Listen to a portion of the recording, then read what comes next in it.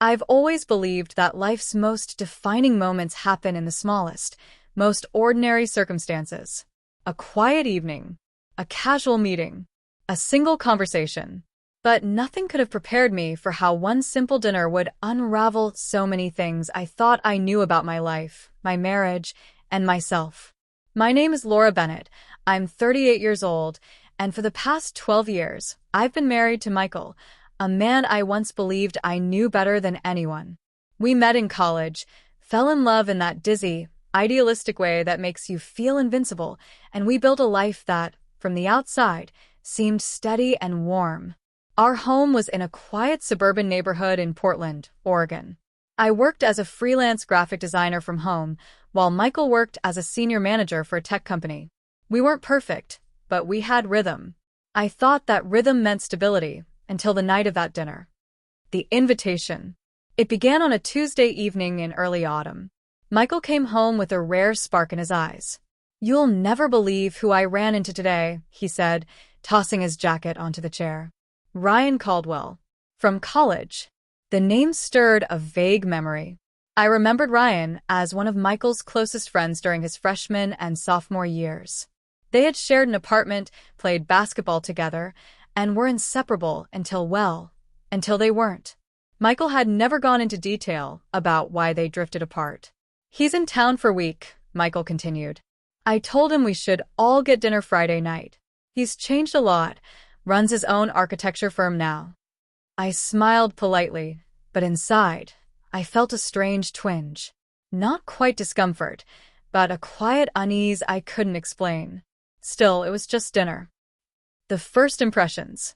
Friday arrived with the crisp air of October and the golden glow of street lamps against early falling leaves. We met Ryan at a cozy downtown restaurant, one of those places with dim lighting and slow jazz humming in the background. Ryan looked nothing like the faint image I'd kept in my mind. His hair was peppered with silver now, his shoulders broader, his smile more deliberate. There was a calm confidence about him that made it easy to listen when he spoke. Over appetizers, Ryan and Michael swapped old stories. I learned about their late-night road trips, their disastrous camping attempt, their mutual crush on the same philosophy professor. I laughed along, though I noticed Michael seemed different. Lighter, almost boyish in Ryan's company. The shift. As the evening went on, the conversation began to steer into deeper territory, life choices, regrets, paths not taken. It was here that Ryan asked a question that felt oddly personal. "So, Laura," he said, leaning slightly forward, "do you ever feel like the life you have now isn't exactly the one you imagined when you were younger?" The question caught me off guard. I stumbled over my answer, giving a polite version of the truth. Yes, I had dreams that looked different back then, travel, a bigger career, but I was content. Ryan nodded slowly, as though he could read between the lines. His gaze lingered in a way that made me shift in my seat, not in a romantic way, but in a way that made me feel exposed. Seeds of doubt. Over the next week, I found my mind returning to that dinner. Not because of Ryan himself, but because of the questions he'd asked, and how unsettled Michael seemed afterward. Michael grew quieter in the evenings. He stayed longer at work. I caught him staring out the kitchen window once, deep in thought. One night, I asked him, "Is everything okay?" "Yeah, fine," he said too quickly. But then, one Saturday morning, I found something.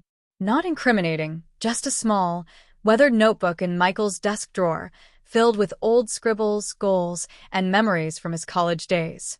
A few entries mentioned Ryan, and one, dated just before they stopped talking, read, "Ryan says we can't keep ignoring the truth."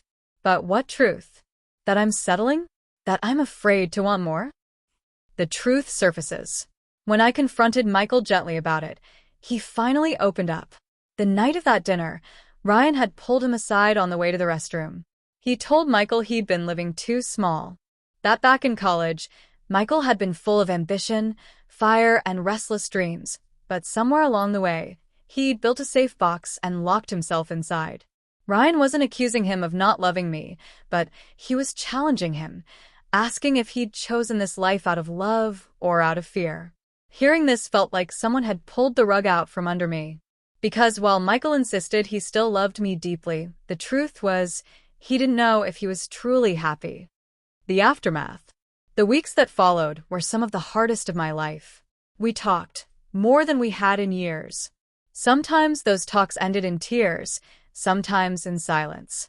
Michael admitted he'd been feeling restless long before Ryan came back into the picture, but seeing his old friend had brought it all to the surface.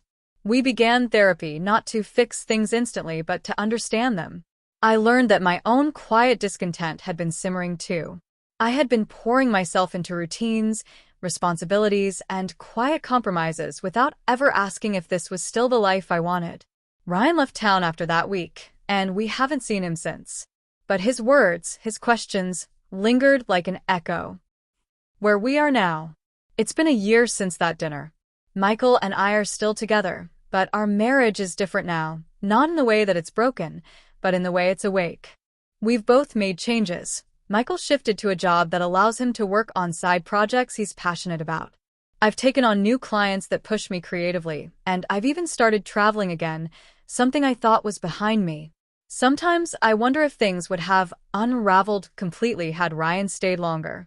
But the truth is, I don't see that dinner as the night that ruined my life. It was the night that stripped away illusions and forced us to confront the truth.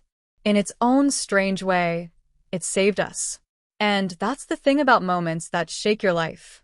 Sometimes they don't destroy you. Sometimes they open a door you didn't even know was locked.